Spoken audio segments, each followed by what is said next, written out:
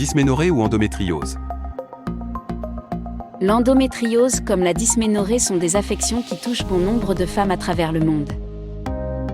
Elles sont caractérisées par des règles et crampes douloureuses, mais affectent également l'abdomen et l'organe urtère. Bien qu'elles ont de nombreux points en commun, il existe toutefois une nuance à faire entre l'endométriose et la dysménorrhée. Qu'est-ce que la dysménorrhée? La dysménorrhée est une douleur liée à la menstruation. Elle survient généralement à la puberté. Comment se manifeste-t-elle? La dysménorrhée se manifeste par des crampes au bas-ventre. Elle apparaît avant, après ou pendant les règles. Ces douleurs peuvent survenir à partir du 2e jour des menstrues et s'intensifier avant de disparaître. La dysménorrhée primaire atteint plus de la moitié des femmes. Elle touche les jeunes filles dès ses premières menstruations ou dans les 18 mois qui suivent. La dysménorrhée secondaire touche les femmes qui jusque-là ne ressentaient aucune douleur menstruelle. Elle apparaît le plus souvent lorsque la période de ménopause approche. Contrairement à la dysménorrhée primaire, la dysménorrhée secondaire est souvent organique. Quelles sont les causes et symptômes de la dysménorrhée? Les causes de la dysménorrhée sont multiples. La dysménorrhée primaire peut être causée par une anomalie de l'utérus. Elle est aussi due à un empêchement au niveau de la structure de l'écoulement du sang. La tuberculose génitale et l'hypoplasie utérine peuvent être des obstacles à l'écoulement sanguin. Cette forme de dysménorrhée n'est liée à aucun problème de santé sous-jacent. La dysménorrhée secondaire par contre apparaît à cause des infections génitales chroniques. Il s'agit des métrites, des salpingites, des paramétrates et des inflammations. La forme secondaire est également causée par les fibromes, les lésions tubaires et les diapositives intra-utérines. L'endométriose est la cause la plus fréquente dans ce cas. Les symptômes sont identiques, quel que soit le type de dysménorrhée. Le principal est la douleur au bas de l'abdomen. C'est une douleur qui se prolonge jusqu'au bas du dos et atteint par la suite les cuisses et les hanches. D'autres symptômes comme la diarrhée, la nausée, la fièvre, la fatigue peuvent aussi apparaître. C'est également le cas des étourdissements, des maux de tête et des vomissements. Qu'est-ce que l'endométriose? L'endométriose est une maladie gynécologique. Cette dernière touche au moins 10% des femmes lorsqu'elles atteignent l'âge de procréer. Elle se définit par le développement des tissus endométriales hors de la cavité utérine. Comment se manifeste l'endométriose? Les cellules installées hors de la cavité utérine deviennent très sensibles aux hormones. Saignant hors de l'utérus, il est donc impossible que le sang soit évacué comme des règles normales. Les cellules siègent à un lieu inhabituel provoquant des lésions, des kystes ou des réactions inflammatoires.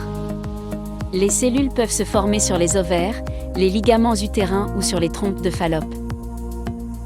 Les causes et symptômes de l'endométriose. Les causes de l'endométriose restent encore un sujet à débattre. Cependant, après plusieurs recherches et analyses, quelques-unes ont été énumérées. Il s'agit essentiellement de 1. La génétique. La plupart des femmes atteintes de l'endométriose possèdent dans leur famille un ou plusieurs membres touchés par la maladie. 2. L'environnement. L'étude a montré que certaines toxines de l'environnement telles que les dioxines peuvent causer l'endométriose. Présentes dans le sol et dans l'air, elles sont émises par les volcans et les incendies de forêt. Elles dérèglent le système hormonal. On assiste alors à une diminution des défenses immunitaires agissant sur le système reproducteur. 3. Les hormones. Les taux d'hormones étant élevés entre 25 et 40 ans s'affaissent à la ménopause. Cependant, la maladie disparaît au fur et à mesure. Il est donc possible que le taux d'hormones impacte sur l'endométriose. 4. Le reflux menstruel. C'est sur cette cause que s'accentuent les gynécologues. Pendant les règles, le sang s'écoule par le vagin. Les cellules endométriales, quant à elles, prennent le chemin inverse. Elles atteignent ainsi la trompe et la cavité péritonéale. Cette anomalie du péritoine explique pourquoi les cellules se logent dans les organes. L'endométriose se manifeste par les règles abondantes et douloureuses, il s'agit du symptôme le plus fréquent. Des douleurs surgissent au niveau du bassin et de la partie inférieure de l'abdomen. Elles apparaissent aussi au niveau du rectum et du vagin.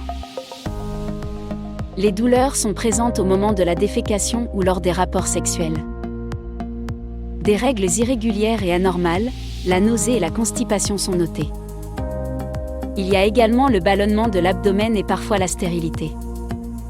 Quelle est la nuance entre dysménorrhée et endométriose?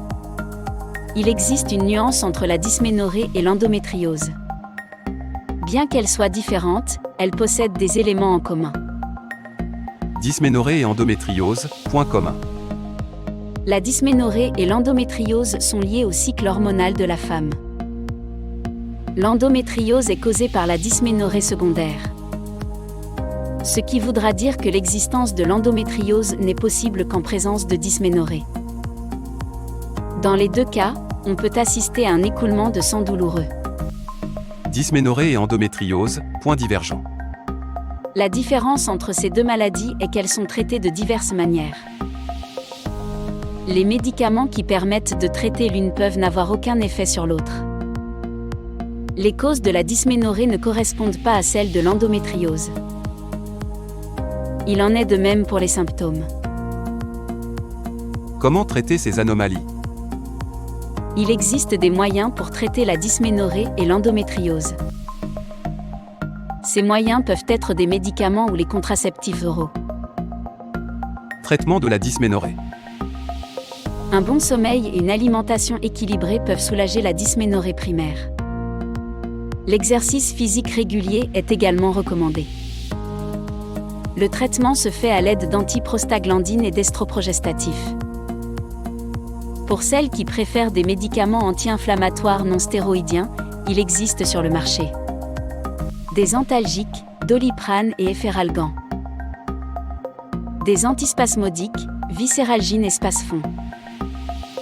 Des analgésiques, Ibuprofène, le naproxène. En ce qui concerne la forme secondaire, il faut d'abord traiter les causes. Cela dépendra de l'origine des douleurs. Pour calmer les douleurs de la dysménorrhée, il existe également une solution efficace et non médicamenteuse. L'utilisation d'une ceinture menstruelle permet d'associer chaleur et vibration. L'effet de la chaleur permet de soulager immédiatement la douleur, un peu comme le ferait une bouillotte chaude, sans les inconvénients de la préparation, tandis que les vibrations permettent d'activer la circulation sanguine. L'association de ces deux procédés réduit considérablement les douleurs menstruelles. Pour en savoir plus sur la ceinture menstruelle, cliquez sur le lien en description. Traitement de l'endométriose. Les traitements appropriés pour soulager l'endométriose sont la prise de progestatifs de synthèse, elle bloque l'ovulation et la menstruation dans le but de permettre au foyer endométriose de prendre du repos. Les antigonadotrophines. Les analogies de la RHLH. Les ceintures menstruelles.